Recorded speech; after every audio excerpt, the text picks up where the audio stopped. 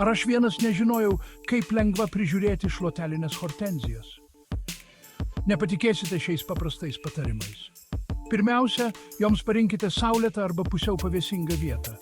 Jos mėgsta ryto ar vakaro saulę, bet nepakenčia vidurdienio karščio.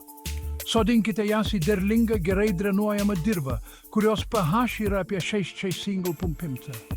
Reguliariai laistykite ypač pirmuosius keliarius metus. Dirva turi būti drėgna, bet nepermirkusi.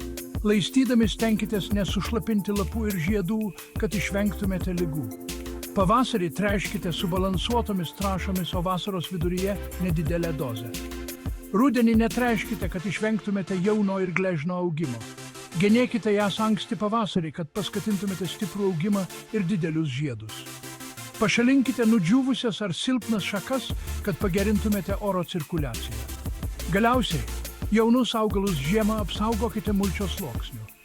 Laikydamiesi šių patarimų, jūsų šluotelinės hortenzijos klesti.